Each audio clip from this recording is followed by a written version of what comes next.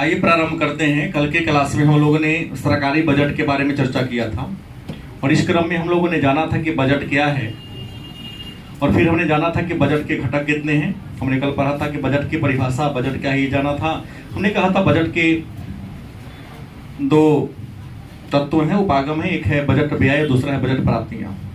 तो कल के हमने कहा था कि बजट व्यय भी दो प्रकार के होते हैं, एक राजस्व व्यय, दूसरा पूंजीगत व्यय। पुनः हमने बजट प्राप्ति भी दो प्रकार में बांटा था, राजस्व प्राप्तियां और पूंजीगत प्राप्तियां। तो कल के क्लास में हम लोगों ने राजस्व प्राप्तियां क्या है इसके बारे में चर्चा कर लिया था। अभी पढ़ेंगे पूंजीगत प्राप्तियां क्या है। तो परिभाषा तो खैर जान लिए थे। परिभाषा में राजस्व प्राप्तियां के बारे में कहा था कि राजस्व प्राप्ति वह प्राप्ति है जिसको प्राप्त करने के लिए सरकार को कोई खर्च नहीं उत्पन्न होता है, कोई देयता ही उत्पन्न नहीं होता है, राजस्व प्राप्ति कहते हैं। और पूंजीगत प्राप्ति वे प्राप्ति है जिन्हें प्राप्त करने के लिए सरकार को कुछ खर्च करना पड़ता है, निवेश करना पड़ता है। वैसे प्राप्ति को हम पूंजीगत प्राप्ति के नाम से जानते हैं। अब प्रश्न है पूंजीगत प्राप्ति के घटक कितने हैं। तो पूंजीगत प्राप्ति के 3 घटक हैं। पूंजीगत प्राप्ति के कितने घटक हैं। तो पूंजीगत प्राप्ति के 3 घटक हैं। पहला है ऋणों की वसूली, ऋणों की वसूली। दूसरा क्या है, ऋण एवं उधार।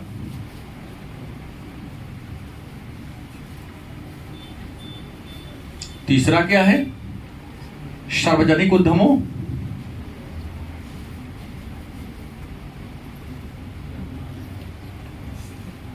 क्या है, सार्वजनिक उद्यमों के अंश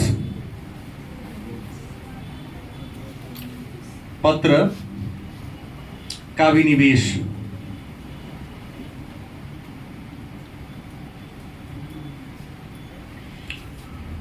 तो पूंजीगत प्राप्तियां के घटक कितने हैं। तो पूंजीगत प्राप्तियां के 3 घटक है। पहला है ऋणों की वसूली। अब कहोगे सर ये ऋणों की वसूली क्या है। तो ऋणों का वसूली का मतलब होता है कि केंद्र सरकार या राज्य सरकार या आम जनता को या किसी उद्यमी को या किसी विदेश की सरकार को कर्ज देती है ना। कई बार सरकार भी कर्ज देती है, कोई दूसरा हेल्प हमसे मांगा, हमको कुछ चाहिए धनराशि, आरबीआई के माध्यम से।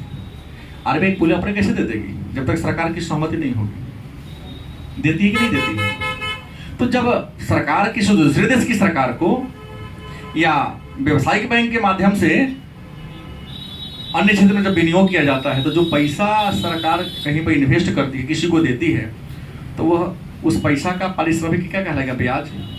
तो ब्याज के रूप में कुछ धनराशि प्राप्त होगी नहीं, या जहां इन्वेस्ट किया है वहां से वसूलेगा कि नहीं। जो तुमको हम पैसा दिए हैं, रुपया दिए हैं, हमको क्या करो, वापस करो। तो जितना दिया है उसका ब्याज से ही तो वापस करेगा। तो पहले खर्च किया तब ब्याज मिला, क्या कहेंगे, पूंजीगत प्राप्ति। दूसरा ऋण एवं उधार। सरकार ने किसी को क्या दिया है, ऋण दिया है। विभिन्न स्रोतों से ऋण देती है तो ऋण लेती भी है कई बार। तो ऋण दिया, ऋण देने के बदले में उसका ब्याज सहित जो वापसी ली, यहाँ से भी सरकार को मिल रही है। सार्वजनिक उद्यमों के अंश पत्र का विनिवेश। हाँ, यहाँ विदेश भी शामिल हो जाता है कि यहाँ केवल स्वदेश में आ जाता है। यहाँ विदेश और यहाँ क्या स्वदेश की बात आ जाती है। अब है सार्वजनिक उद्यमों के अंश पत्र का विनिवेश। यहाँ जानना है कि विनिवेश को अंग्रेजी में कहता क्या है। तो विनिवेश को डिसइन्वेस्टमेंट। विनियोग अलग शब्द है, निवेश अलग है, लेकिन विनिवेश मतलब किसी क्षेत्र में हमारा जो पूंजी लगा हुआ है उस पूंजी को क्या करना, वापस लेना, निकालना, बाहर कर लेना। तो सरकार क्या करती है, जो सरकारी उद्यम का जो अंश शेयर है, जो प्रतिभूतियां हैं, उसके कुछ प्रतिभूति को हमने क्या कर लिया, बेच दिया। जैसे LIC का हुआ, चाहे किसी बैंक का हुआ या किसी कारखाना का हुआ, बेचती है ना। तो बेचने से कुछ धनराशि प्राप्त होगा कि नहीं होगा। लेकिन पहले खरीद के रखा था तब ना बेचा। पहले तो एयरलाइंस बिका, रेलवे बिका नहीं है, ठेका पर दिया गया।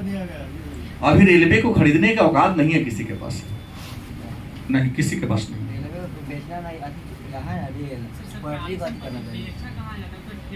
ठेका पर दिया जाता है, लेकिन ये बात को लोग समझता अभी उसको। जैसे बिहार में जितने भी बसें चल रही हैं, जब तक सरकारी बस थी, आप देख रहे हैं ना, प्राइवेट कंपनी एक बस खरीदती है तो 2 साल के बाद 4 बस हो जाता है, और सरकार उससे ज्यादा महंगा लग्जरी गाड़ी बस से लाती है, तो 1 साल में अगर 5 लाई तो अगला साल 2 खत्म, तीने को रहेगा। क्योंकि इतने ईमानदार कर्मचारी लोग हैं। मैं तो कई बार पटना जाने क्रम में हमसे पल्ला पड़ा है उनका, बैठ जाए कहा टिकट कटा रहे, बैठ जाइए ना, टिकट कटा लेते, बाद में परेशानी कीजिएगा। इटालियन बैठिए ना, कितना 105 रुपया किराया है, दिए 100 रुपया, लौटा दिया 30 रुपया है, पूरा काटिए ना, रखिए ना, वो टिकट नहीं लीजिएगा। टिकट नहीं कर अपने पॉल में जाएगा तो क्या होगा, बसवा बिकेगा नहीं तो रहेगा। टिकट कटेगा वो गया सरकार का, नहीं टिकट कटेगा कंडक्टर खलासी के ड्राइवर का हो गया। गलत नहीं बोल रहा हूं, ऐसे ही होता है। तो अब देखिए ना, अब बस भी एक बार धोया जैसन है, किसने उल्टी कर दिया, कुछ कर दिया, वैसा ही गंदा पड़ा हुआ है, धोआएगा कभी? अब पैसेंजर क्यों बैठेगा भाई, बैठेगा। अब प्राइवेट में जैसे गाड़ी खड़ा हुआ, खलासी खाने से पहले पानी झोंका झोंके शुरू, उसके बाद ही होगा, ना तो खलासी को हटना है वहां से। देखिए बिहार सरकार ने क्या किया है, सरकार ने बस खरीदे दे दिया प्राइवेट कंपनी, तुमको इतने रुपया में चलाना है। कहां बस खराब दिखाई देता है। बिहार रोडवे की जो सड़क बसें हैं सब बिहार सरकार की बस है, लेकिन कर दे दिया है निजी हाथ में कि चलाओ तुम। लोगों से 110 रुपया ही, 150 अगर प्राइवेट कंपनी का तो उसका 125 ही होगा, 25-30 रुपया कम है किराया। लेकिन बस एकदम क्या है, चुस्त दुरुस्त है, चकाचौक है, टाइम से चलता है आता है। यहाँ तो 2 महीना का चौकी बेच लेता है, पुराना चक्का लगा देता है, टायर फट गया।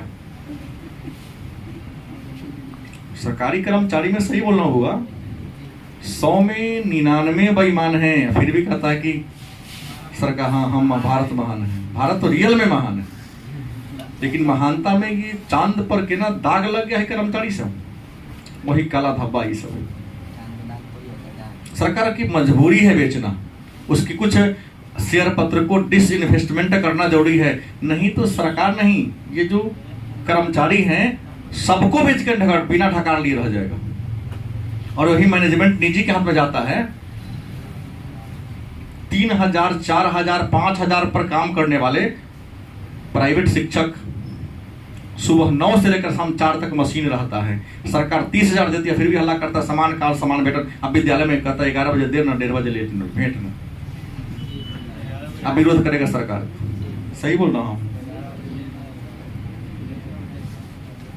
चौराहा पर खड़ा होकर बताएगा शिक्षा व्यवस्था तो गड़बड़ा गया। अरे तो शिक्षकों के कहता शिक्षा व्यवस्था गड़बड़ा गया तो दुर्भाग्य है तुम्हारे ऊपर।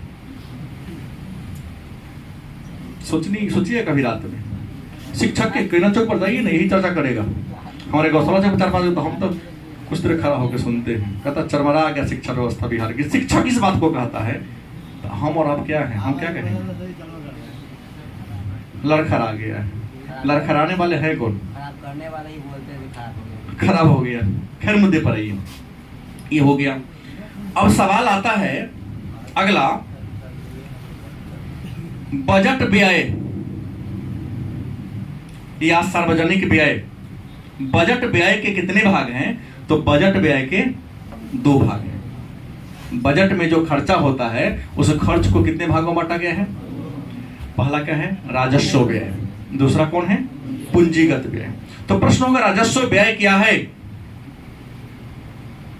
तो राजस्व व्यय वह व्यय है जिस व्यय को करने से, जिस खर्च को करने से सरकार को किसी प्रकार का आमदनी नहीं होता है। सरकार कुछ ऐसे क्षेत्र में खर्च कर देती है जहां कर खर्च करने पर सरकार को कुछ भी आमदनी नहीं होता है, वैसे व्यय को क्या कहते हैं? जैसे सरकार अस्पताल बनवा रही, क्या मिल रहा है सरकार को? सरकार विद्यालय बनवा रही है, सरकार को क्या मिल रहा है? कुछ मिल रहा है? सरकार पर्यावरण संरक्षण करवा रही है, उसके बाद लोग क्या दे रहे हैं? उल्टा पेड़वा काट अपना घर में था ले रहा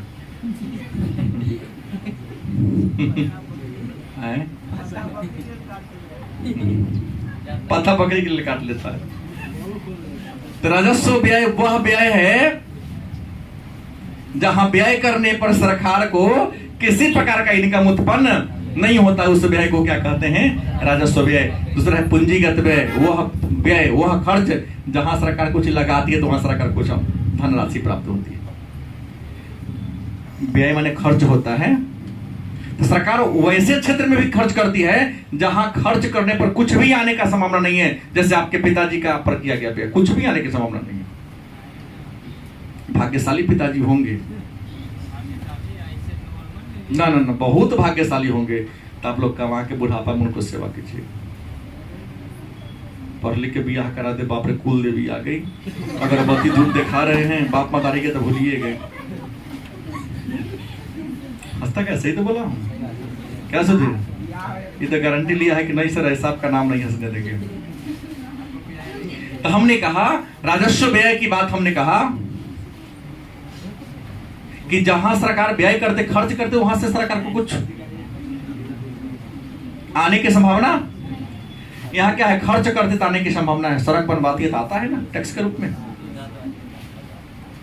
नहर बनवा रही तो नहर से सरकार को मिलता है, आमदनी प्राप्त होता है। रेलवे बनता है, घाटा चलिए अलग बात है, कुछ ना कुछ तो आ रहा है ना। लेकिन विद्यालय बनाने से क्या सरकार को मिल रहा है? पर्यावरण संरक्षण से क्या मिल रहा है? कुछ नहीं मिल रहा है। तो इसको हम कहेंगे जहां से कुछ नहीं मिले है राजस्व व्यय, और जहां से कुछ मिल रहा है उसे क्या कहेंगे? पूंजीगत व्यय। अब देखो, ये जो राजस्व व्यय है या सार्वजनिक व्यय है, राजस्व व्यय कहो या पूंजीगत व्यय, इस दोनों को मिलाकर हम सार्वजनिक व्यय कह सकते हैं।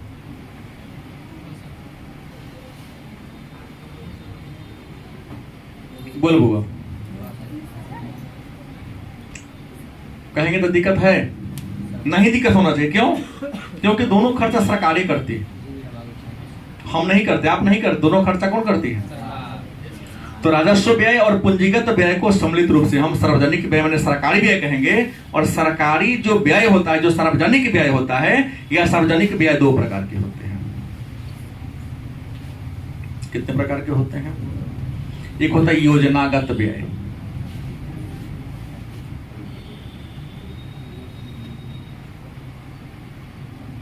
क्या होता है?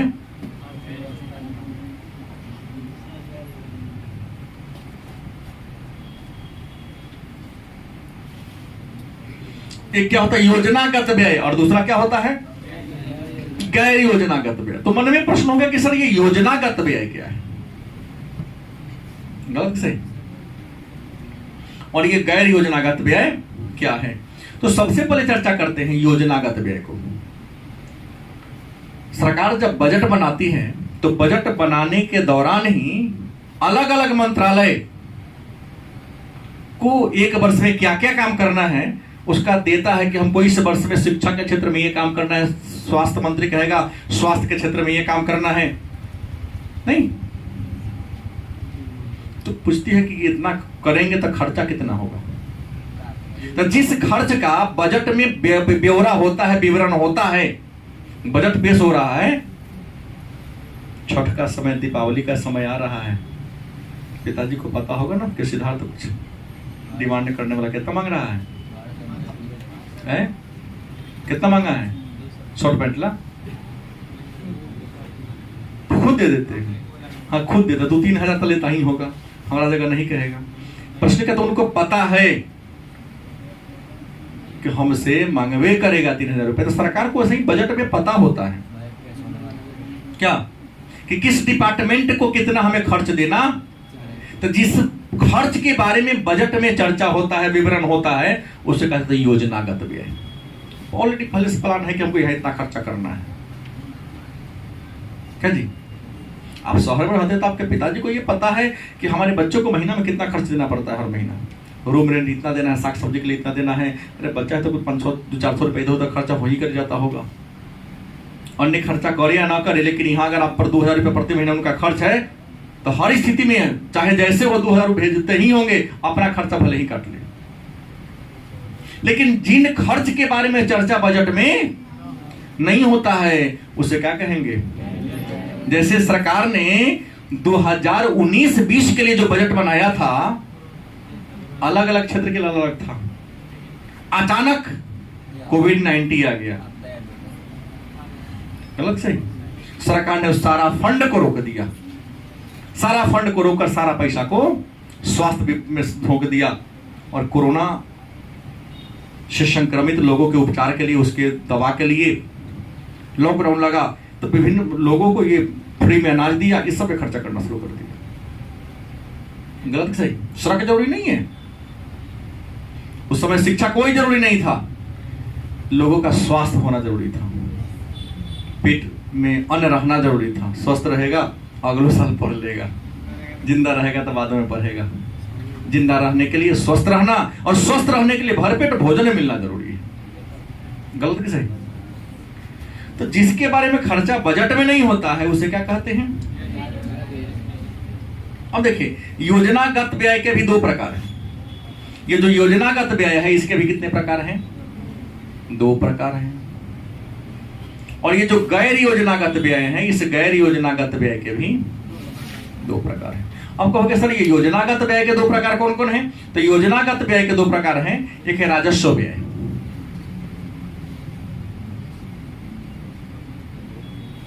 कौन है? और पूंजी व्यय।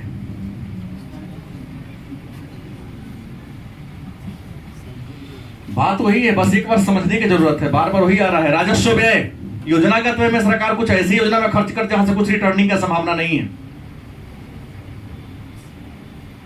क्या हाईवे बनेगा तो सरकार को पैसा मिलेगा, एसएच पर कौन टैक्स देता है जी?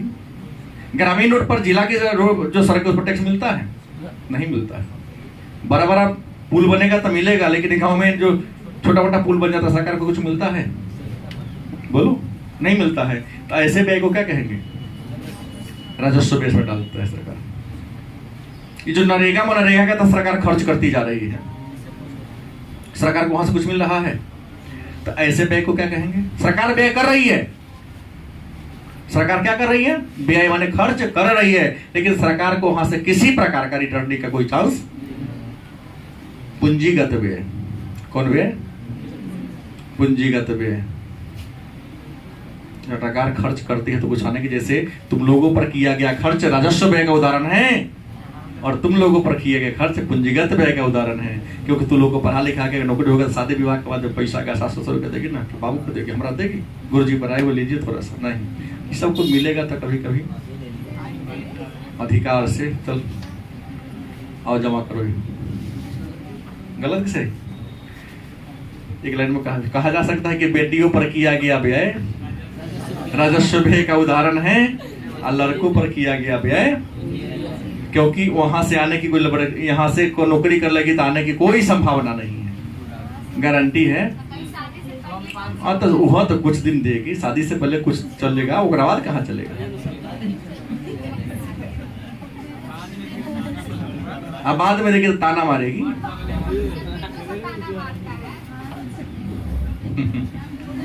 अब है गैर योजनागत व्यय। दूसरा क्या है? गैर योजनागत व्यय के वे दो प्रकार हैं, एक है पूंजी व्यय, छोड़िए उन बातों को, पूंजीगत व्यय, और दूसरा कौन है?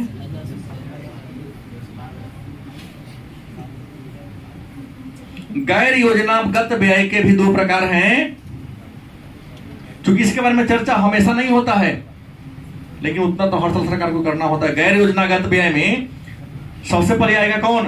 राजस्व व्यय, उसके बाद क्या आएगा? पूंजीगत व्यय। तो राजस्व व्यय में क्या आएगा? रक्षा व्यय। देश के जो सुरक्षा पर खर्च हो रहा है, प्लानिंग नहीं होता है पहले से कितना होगा, वो तो पहले फिक्स हो गया कितना % देना है, लेकिन कई बार घट बढ़ जाता है अचानक युद्ध के समय। तो रक्षा व्यय गैर योजना व्यय के व्यय का उदाहरण है। ब्याज, सरकार को ब्याज देना पता है ना आपको, सरकार के अपने जीडीपी का लगभग 19% रुपया ब्याज के रूप में देना पड़ता है। बहुत ज्यादा धनराशि है जीडीपी का, लगभग 19% रुपया। बजट आएगा ना फरवरी में, देखिएगा पूरा सिक्का बना के दिखाता है कहां से कितना आता है और कहां पर कितना खर्च होता है। तो ब्याज का जो भुगतान करते हैं राजस्व माने गैर योजनागत व्यय में राजस्व व्यय का उदाहरण है। सब्सिडी माने आर्थिक सहायता,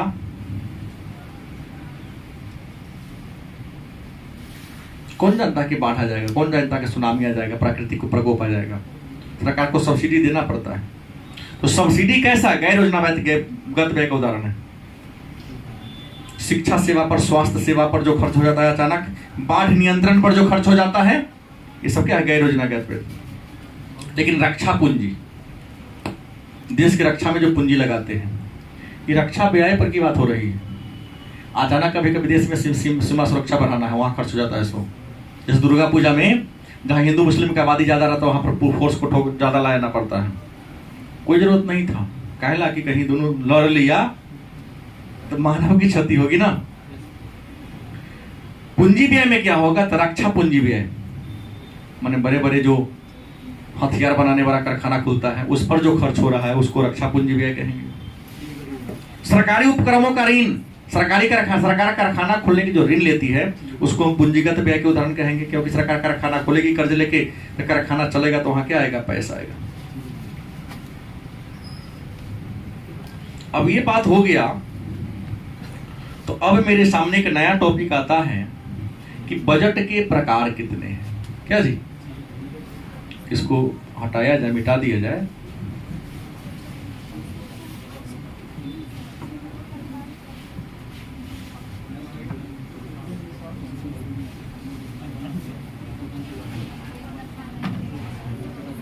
अब चर्चा करते बजट के प्रकार। ध्यान देंगे, बजट के अगर प्रकार की बात करें कि बजट के प्रकार कितने हैं, तो मैं आपको बता दूं, बजट के 2 प्रकार हैं। बजट के कितने प्रकार हैं, तो बजट के 2 प्रकार हैं। पहला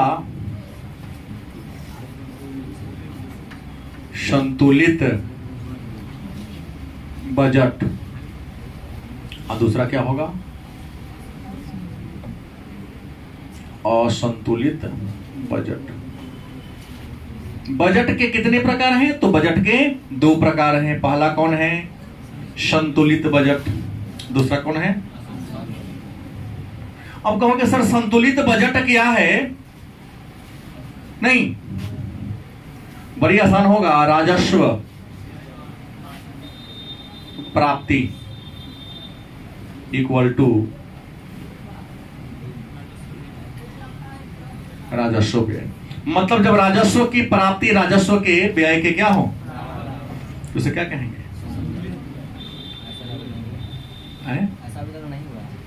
नहीं हुआ है, प्रयास तो होता ही है। विकसित देशों का तो ऐसा क्या होता है, संतुलित बजट होता है कि जितना आमदनी है उतना खर्च सरकार करेगी, बनाइए लेता है। अब असंतुलित बजट क्या है, तो क्या होगा, बड़ी आसान होगा, राजस्व प्राप्ति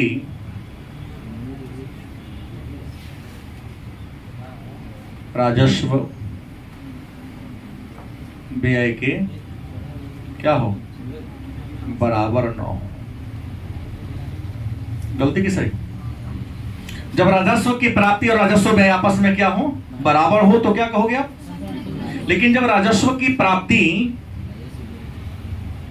हम इसको शॉर्ट कोट में कहें तो सरकार का आय और व्यय आपस में बराबर हो, तो क्या कहेंगे, संतुलित बजट। लेकिन जब आय और व्यय आपस में बराबर, उसे क्या कहेंगे।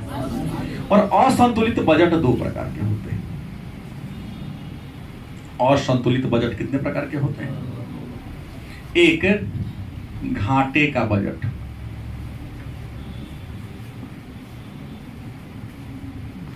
दूसरा अतिरेक या बचत का बजट। यहां से एक प्रश्न आज आप दिखाएं, हमको आया था प्रश्न। अब प्रश्न है, तो घाटे का बजट क्या है। आय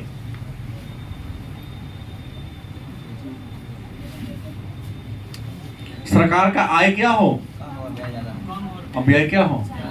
राजस्व प्राप्ति से राजस्व व्यय जब ज्यादा हो, जब सरकार के राजस्व प्राप्ति कम हो और राजस्व का व्यय क्या हो, ज्यादा हो, तो उसे क्या कहेंगे?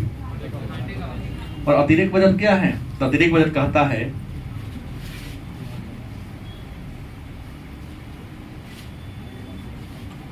जब सरकार का राजस्व प्राप्ति ज्यादा हो और राजस्व व्यय क्या हो, कम हो, तो इसे क्या कहेंगे? क्या कहेंगे? अतिरिक्त बजट कहेंगे। चलती कि सही? अब यहां पर किस देश की सरकार कैसा बजट बनाती है, प्रश्न यहां पर एक है। देखिए, तो जितने भी विकसित देश हैं संतुलित बजट बनाने का प्रयास करता है। जो विकसित देश हैं कैसा बजट बनाता है? तो विकसित जो देश हैं वहां संतुलित बजट का निर्माण करते बैठे। दूसरी बात करते हैं, घाटे का बजट कौन बनाता है? तो याद रखिएगा, विकासशील देश। कौन देश? विकासशील देश। जो देश है कॉपी ले लिया हो तो साइकोलॉजी का, वह घाटे के बजट का निर्माण करेगा किन्स के अनुसार।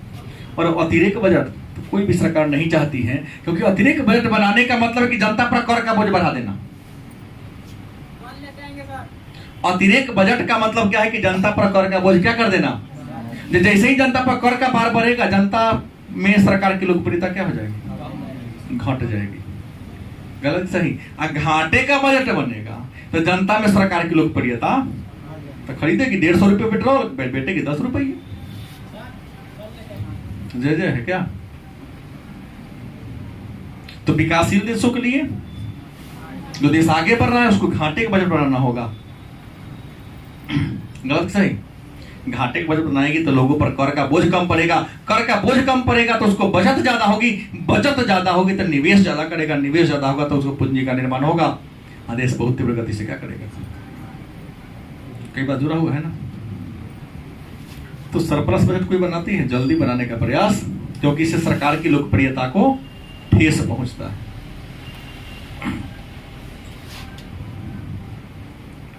लेकिन प्रश्न है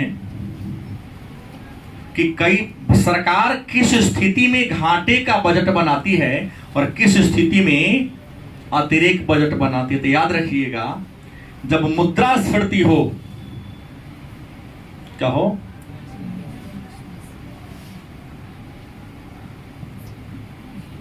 सरकार अतिरिक्त बजट बना देगी। मुद्रास्फीति में तो लोगों के पॉकेट में बहुत ज्यादा पैसा हो गया, यह भी एक तरीका हो सकता है ना। मुद्रास्फीति है मतलब लोगों के पॉकेट में बहुत ज्यादा पैसा है, सरकार घाटा अतिरिक्त बजट बना देगी सीधा। अतिरिक्त बजट बनाने का मतलब क्या हो गया? कर का बोझ लदा गया। कर का बोझ गया मतलब वस्तु का दाम क्या हो गया? महंगा हो गया। वस्तु का दाम महंगा हो गया मतलब जनता के पल में ज्यादा जो पैसा है सामान खरीदने में क्या कर देगा? सारा पैसा कहां चला गया? इसे मुद्रास्फीति पर क्या कह सकता है? अतिरिक्त बजट बनाकर भी मुद्रास्फीति पर नियंत्रण किया जा सकता है। और याद रखिएगा, मुद्रा अस्फीति हो, क्या हो? मुद्रा अस्फीति हो तो घाटे का बजट बनाना होगा। मतलब यहां पर लोगों के पास पैसा क्या है? कम है। कम पैसा होने के कारण उनकी क्रय क्षमता क्या हो गई है? घट गई है। तो सरकार क्या करेगी? घाटे का बजट जैसे बनाएगी तो यहाँ पर कर का बोझ क्या हो जाएगा? कम हो जाएगा। जैसे ही लोग टैक्स के रूप में धनराशि कम खर्च करेंगे तो उनको बचत होना शुरू होगा। बचत होना जब शुरू होगा तो क्या होगा?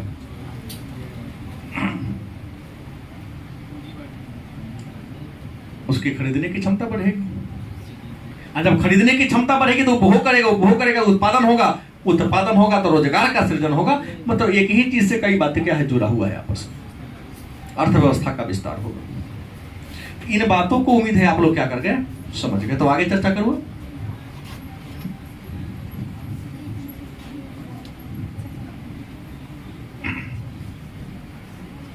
अब बार बार सुनते होंगे राजस्व घाटा क्या है या राजकोषीय घाटा क्या है।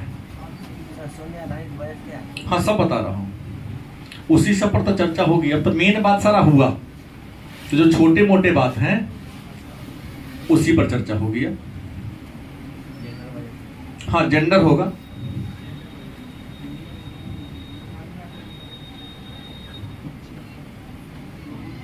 अब मेरे मन पास एक नया प्रश्न आया कि राजस्व घाटा क्या है। 2 अंक का प्रश्न पूछ देता है कई बार कि राजस्व घाटा क्या है। राजस्व घाटा क्या है, चर्चा मैं कर चुका हूं, लेकिन अगला टॉपिक दिया है तो प्रश्न गुड्डू कर सकता है कि तो बताए भी नहीं किए। क्या बोला हूं कि सरकार के राजस्व व्यय और राजस्व आय के अंतर को राजस्व घाटा कहेंगे।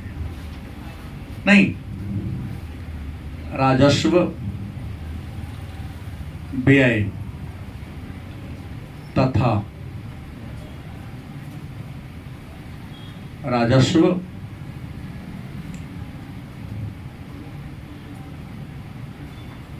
आय के किसको, मतलब राजस्व व्यय ज्यादा होगा, राजस्व आय क्या होगा, इसी अंतर को क्या कह देंगे, राजस्व घाटा कहेंगे। कोई दिक्कत?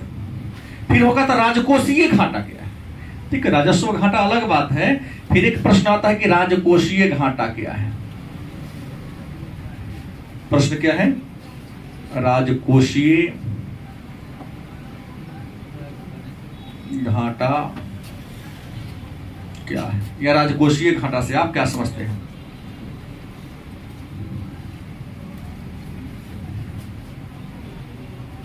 पुस्तक में पढ़ेंगे, बड़ा पेचीदा करके लिख दिए हुआ है इकोनॉमिक्स की भाषा में, 5 बार पढ़ोगे फिर भी समझ में नहीं आएगा। राजकोषीय घाटा क्या है, नहीं तो सीधा कहता है कि चाहे सरकार का राजस्व प्राप्ति हो, राजस्व प्राप्ति प्लस पूंजीगत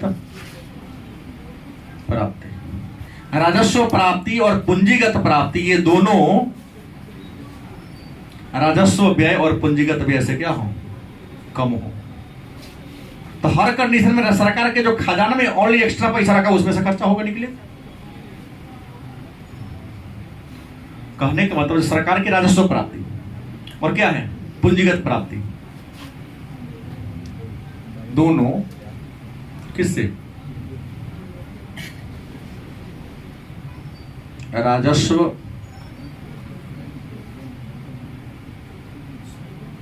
प्राप्ति तथा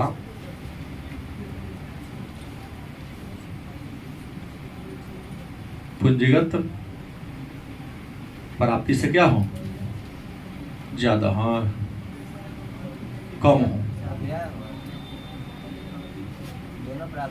तो व्यय कर दीजिए।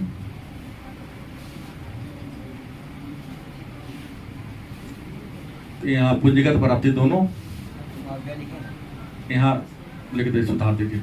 जब सरकार की राजस्व प्राप्ति और पूंजीगत प्राप्ति, राजस्व व्यय तथा पूंजीगत व्यय से क्या हो, जब कम होगा, सरकार को खर्च करना है तो अपन जो स्टॉक मनी रखे हुए हैं उसी में से खर्चा होगा। जैसे आपके पिताजी दिए आपको 100 रुपया कि जाओ कोई सामान खरीद के लाना है, आप अचानक गए सामान खरीदने, उस वस्तु का कीमत क्या हो गया, बढ़ गया, 10 रुपया लग गया। लेकिन 1 किलो ही लाना है, अब दाम था पहले 100 हो गया 110 नहीं 105 रुपया हो गया, तो आपके पॉकेट का जो स्टॉक मनी रखे हैं खर्चा करना पड़ेगा नहीं। भले पिताजी बाद में 10 देंगे, लेकिन उस समय तो आपका लग गया, तो जो खजाना बचा के रखे वो तो आपको देना पड़ेगा ना। तो क्या हो गया, उसे कहते हैं राजकोषीय घाटा, कि आपका जो कोष था वो में से निकल गया। एक तो आया नहीं, खर्च तो बराबर, तो कोई बात नहीं, जो बचा के रखे तो उसमें से क्या हो गया,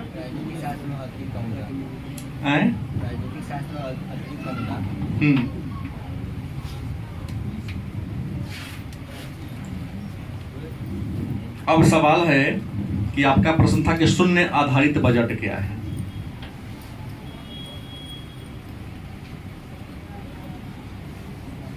ये प्रश्न था आपका। शून्य आधारित मतलब हर साल बजट का निर्माण नया तरीका से किया जाए। जब हर प्रतिवर्ष बजट बनता है, अब पिछला घाटा उटा छोड़ दिया जाए, हर साल पूरा नए सिरे से बजट का निर्माण किया जाए, नया तौर तरीका से। सरकार जब भी बजट का निर्माण करती है तो पिछला रिकॉर्ड देखती है, तो पिछले सारे रिकॉर्ड को अनदेखा करते हुए पुनः नए सिरे से पुराना घर को पेंट पॉलिश करके मरम्मत नहीं कराएंगे, उसका ढाइए देंगे, पूरा नया तरीका से बिल्डिंग बनाना शुरू कर देंगे। तो ऐसे बजट को क्या कहते हैं? शून्य से शुरू करेंगे पुनः। एक आध बार इंग्लिश में बना है, इसे क्या कहेंगे? नहीं चल पाता है। तो पिछले का रिकॉर्ड हर बार खराब कर देंगे तो कैसे चलेगा? शून्य आधारित बजट उस बजट को कहते हैं जिसमें हर साल बजट को सरकार जब नए सिरे से पुराने सारे रिकॉर्ड को अनदेखा करते हुए नए सिरे से बजट का निर्माण करती है, तो उसको हम शून्य आधारित बजट के नाम से जानते हैं। कोई तकलीफ? और आपने कहा जनरल नहीं, जेंडर, लिंग आधारित बजट, जेंडर बजट बड़ी आसान है। जेंडर मतलब लिंग होता है। महिला